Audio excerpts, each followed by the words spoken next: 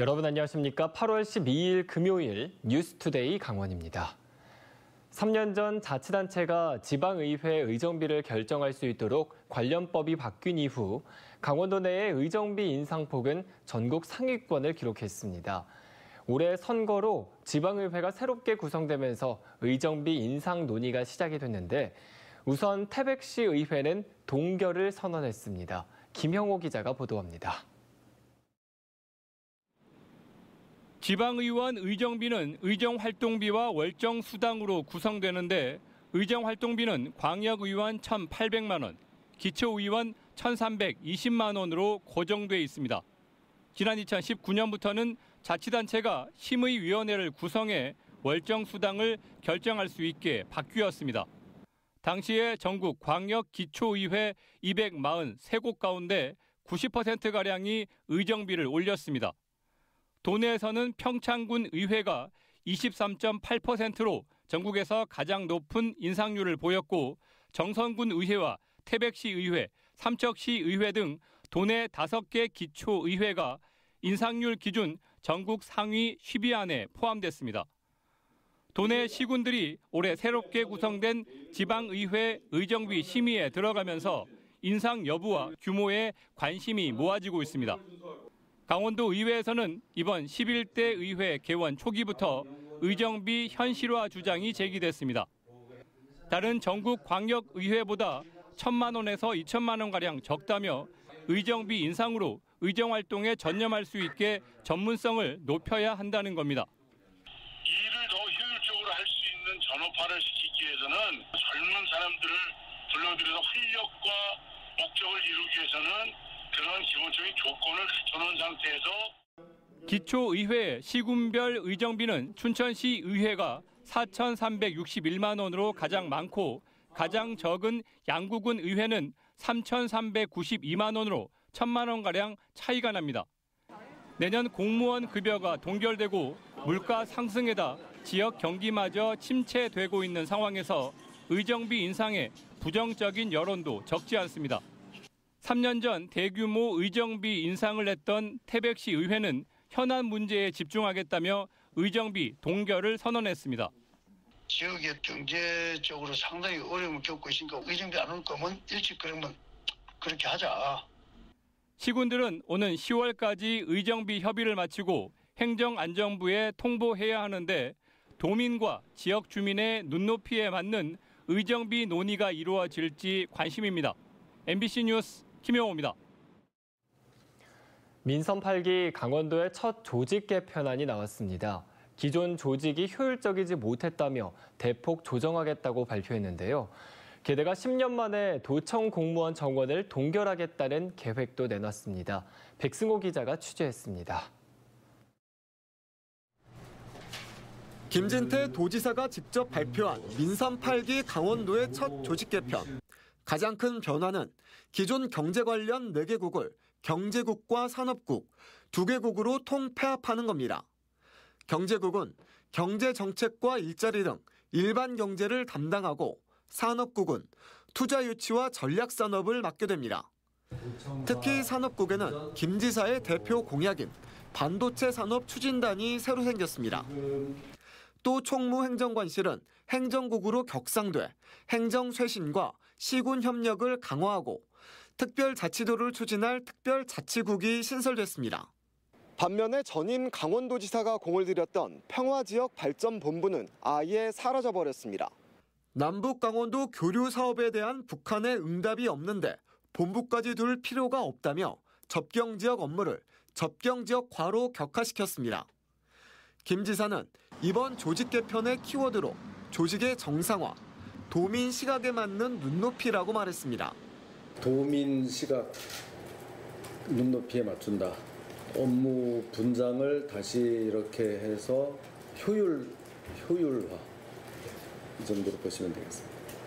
여기에 강원도청 공무원 정원을 동결하겠다는 계획도 전격 발표했습니다.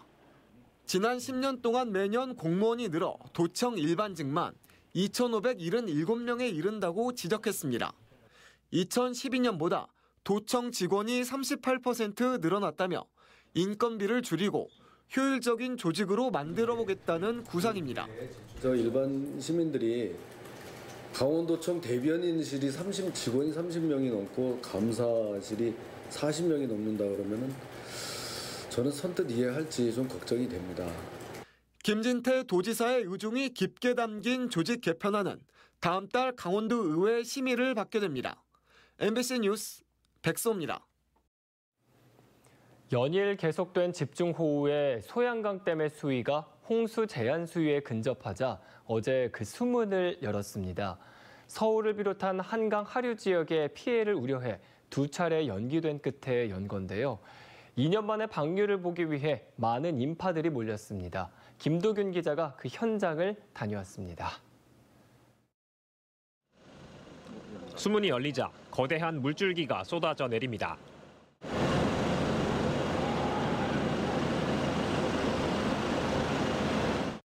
3층 건물 높이의 물보라가 일며 댐 앞에는 물 한 개가 피어오릅니다. 2년 만에 열린 5개의 수문은 초당 600톤의 물을 뿜어냅니다.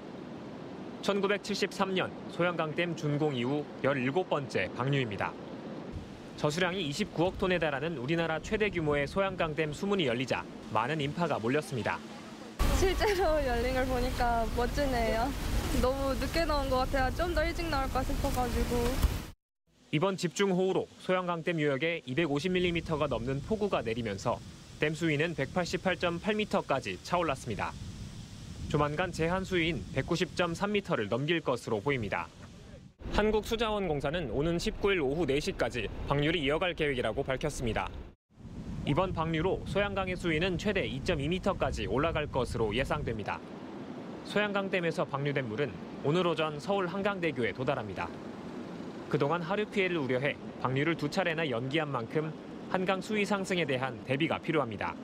한강 쪽의 그 물난리 상황을 저희도 인지를 하고 있습니다. 그래서 최대한 저희 소양강댐에서 적은 양의 방류를 하려고 그래서 약 400cms 정도만 방류를 하게 됐습니다. 다음 주에도 비 소식이 있어 소양강댐은 홍수기 제한 수위를 넘기지 않도록 방류량을 조절할 계획입니다. MBC 뉴스 김도균입니다. 김진태 강원도지사가 강원도 호우 피해 지역을 특별 재난 지역으로 지정해달라고 정부에 건의하겠다고 밝혔습니다.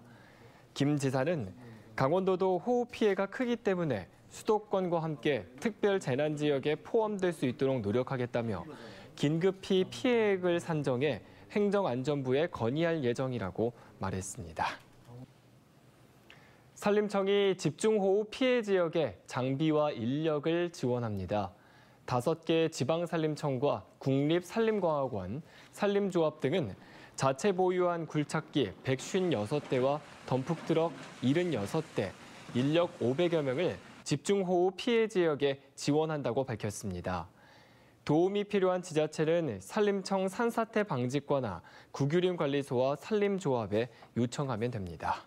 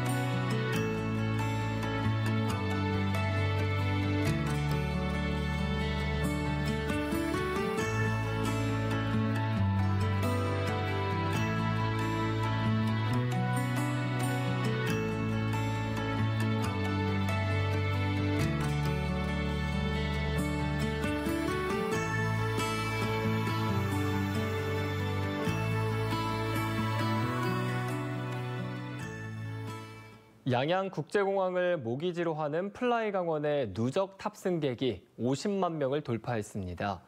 플라이강원의 누적 탑승객은 지난해 12월 30만 명을 돌파한 뒤 5개월이 지난 5월 40만 명, 그리고 3개월 만인 어제 50만 명을 돌파하는 등 코로나19 거리두기 완화 이후 꾸준히 탑승객들이 늘어나고 있습니다.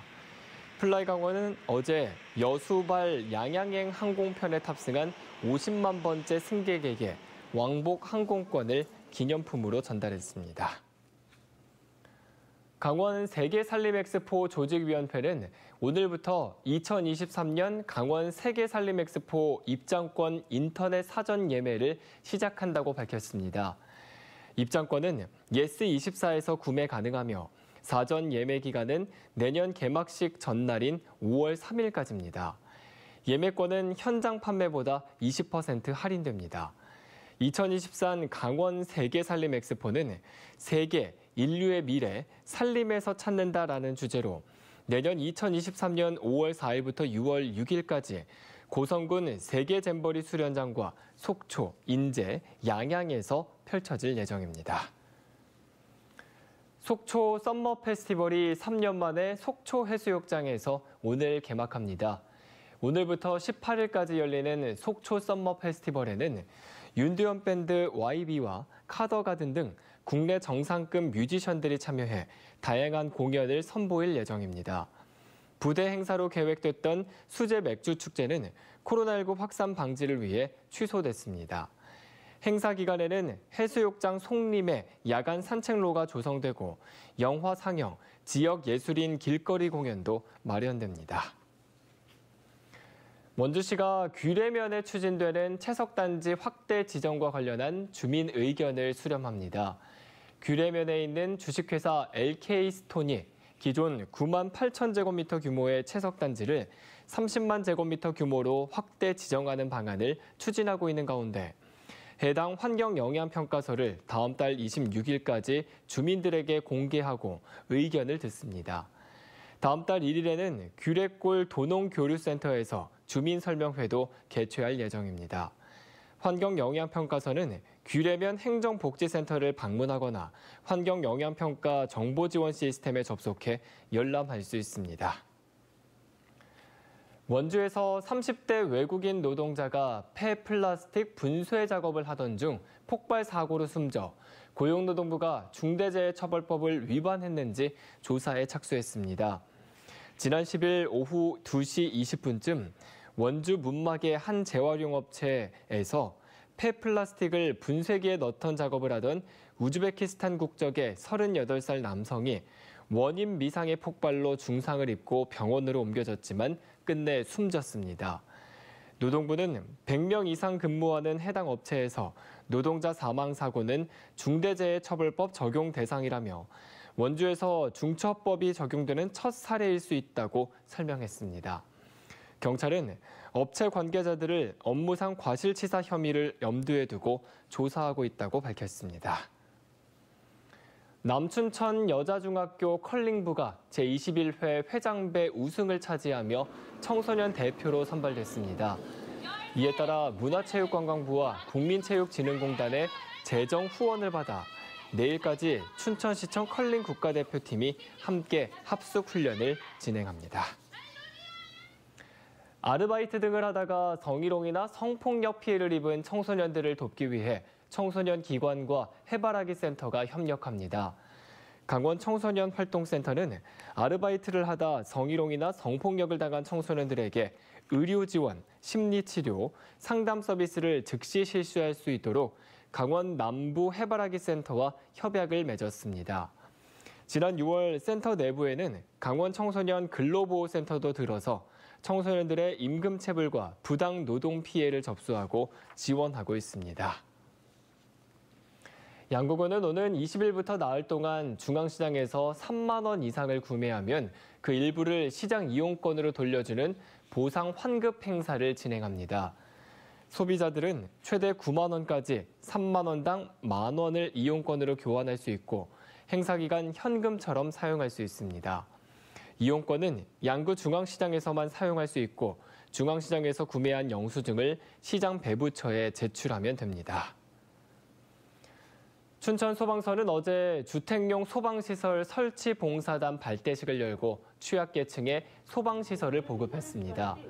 소방시설 보급 대상은 춘천 지역 읍면동 22곳에 거주하는 기초수급자와 차상위 계층 1,615가구로 춘천소방서는 4개의 봉사단체와 합동으로 소화기 1대와 화재 경보기 2대를 지원합니다. 건설기계관리법 개정안이 시행되면서 정기검사 30일 이내 지연 과태료가 2만 원에서 10만 원으로 상향됐다고 춘천시가 밝혔습니다. 또 지연기간 30일 이후에 3일이 초과하면 만 원 가산의 최고 과태료가 40만 원에서 10만 원 가산의 최고 300만 원으로 크게 올랐다고 밝혔습니다. 이상으로 뉴스투데이 강원을 마칩니다. 시청해주신 여러분 고맙습니다.